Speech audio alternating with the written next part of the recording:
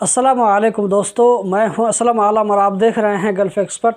दोस्तों, कतर में कोरोना का केस इतनी तेज़ी के साथ आगे बढ़ रहा है कि कतर में पिछली मर्तबा एक दिन में इतना ज़्यादा केस देखने को नहीं मिला था। अगर आपने कतर में अभी तक वैक्सीन नहीं लगवाया है तो आपके लिए एक बुरी खबर है, वो ये कि आपको बाद जगहों पर एंट्री नहीं मिलेगी। इसी के साथ साथ कतर के बारे में कुछ और भी अहम अपडेट इस वीडियो में आप लोगों के साथ में शेयर करने वाला हूँ। अगर आप कतर में रहते हैं और वहां से इस वीडियो को देख रहे हैं तो कतर के बारे में अभी अपडेटेड रहना ज़रूरी है, क्योंकि नहीं मालूम कि किस वक्त कौन सा अपडेट आ जाए। तो आप लोगों से हम रिक्वेस्ट करते हैं कि इस चैनल को सब्सक्राइब कर लें, क्योंकि आप में से बहुत सारे लोग ऐसे हैं जो कि वीडियो तो देखते हैं लेकिन अभी तक चैनल को सब्सक्राइब नहीं किया है। तो दोस्तों, हम चलते हैं आज की वीडियो की जानिब। दोस्तों, आपने कतर में बहुत सारी जगहों पर देखा होगा कि लोग शीशा यानी हुक्का पीने के लिए दुकानों का रुख करते हैं। तो ऐसे लोगों के लिए बुरी खबर है, क्योंकि अगली नोटिस तक के लिए शीशा की सर्विस को सस्पेंड कर दिया गया है। कल यानी 6 जनवरी को औकाफ की तरफ से ऐलान किया गया था कि जिन लोगों ने अभी तक वैक्सीन नहीं लगवाया है उन्हें मस्जिद में एंट्री नहीं मिलेगी। लेकिन उसके बाद औकाफ की तरफ से दूसरा ऐलान आया, जिसमें कहा गया कि जिन लोगों ने वैक्सीन नहीं लगवाया है उन्हें भी मस्जिद में एंट्री मिलेगी। अब 12 साल से कम उम्र के जो बच्चे हैं वो मस्जिद नहीं जा सकते हैं। बाकी लोगों को मस्जिद में जाने की इजाज़त होगी, चाहे वो वैक्सीन लगवाया हो या न लगवाया हो, लेकिन आपके एतराज़ का स्टेटस ग्रीन होना चाहिए।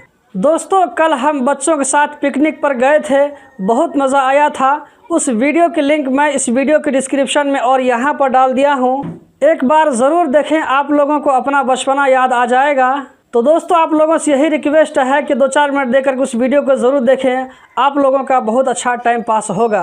दोस्तों, अगर अभी तक आपने कतर में वैक्सीन का कंप्लीट डोज नहीं लगवाया है तो आपको इन जगहों पर एंट्री नहीं मिलेगी। घरों और मजलिसों में जो आपसी मुलाकात होती है, फैमिली विजिटिंग होती है, इसमें उन लोगों को बैठने की इजाज़त नहीं होगी जिन लोगों ने वैक्सीन अभी तक नहीं लगवाया है। इसी तरह ऐसे लोग शादी के फंक्शन में भी पार्टिसिपेट नहीं कर सकते हैं। शॉपिंग मॉल्स में भी जाने के लिए आपको वैक्सीनेटेड होना ज़रूरी है। अगर आपने वैक्सीन नहीं लगवाया है तो आपको अंदर एंट्री नहीं मिलेगी। होटल में जो कस्टमर जाते हैं खाना खाने के लिए, उन लोगों को भी वैक्सीनेटेड होना ज़रूरी है। ये रूल कल यानी 8 जनवरी 2022 से लागू होगा, आज ये रूल लागू नहीं है। इसी तरह सैलून और ब्यूटी पार्लर में भी जाने के लिए वैक्सीनेटेड होना ज़रूरी है। ड्राइविंग स्कूल में ड्राइविंग सीखने और सिखाने वाले दोनों को वैक्सीनेटेड होना ज़रूरी है। Training centre, wholesale market, entertainment park, centre, swimming pool, इन तमाम जगहों पर जाने के लिए वैक्सीनेटेड होना ज़रूरी है। कतर में कोरोना का रैपिड टेस्ट करवाने के लिए जो डिवाइस आता है वो इससे पहले मुश्किल से और बहुत ज़्यादा रेट में मिलता था, लेकिन मिनिस्ट्री ऑफ कॉमर्स की तरफ से इसके बारे में प्राइस को फिक्स कर दिया गया है। अभी आपको 25 रियाल से लेकर के 35 रियाल तक में मिलेगा।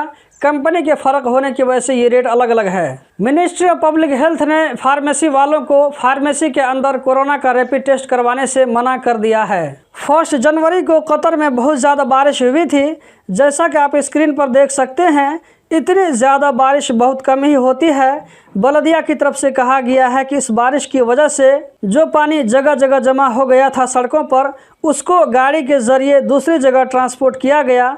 43.5 मिलियन गैलन से ज़्यादा पानी को रोड से उठाकर दूसरी जगह फेंका गया। इससे अंदाज़ा होता है कि कतर में 1 जनवरी को कितनी ज़्यादा बारिश हुई थी। दोस्तों, इस मरतबा कतर में जो कोरोना का 3rd वेव आया है ये बहुत ही ज़बरदस्त है। इससे पहले 2021 में कोरोना का जो हाईएस्ट केस एक दिन में आया था वो 1000 से नीचे था। 2020 में जो हाईएस्ट केस रिकॉर्ड हुआ था वो 2355 था, आप स्क्रीन पर देख सकते हैं। लेकिन इस मरतबा 2022 में सबसे ज़्यादा एक दिन में जो केस रिकॉर्ड हुआ है 6 जनवरी को, पिछले 24 घंटों में 2779 केस हैं। ये तो अभी स्टार्टिंग है, आगे आने वाले दिनों में देखना बाकी है कि ये डेली केस कहां तक पहुंचता है। लेकिन यहां पर एक इत्मीनान की बात है, वो ये कि ओमिक्रॉन से इफेक्ट होने वाले आदमी ज़्यादा बीमार नहीं पड़ते हैं, बल्कि हल्का फुल्का सिम्टम्स ही दिखाई पड़ता है। लेकिन इसका मतलब ये नहीं है कि हम बेफिक्र हो जाएं।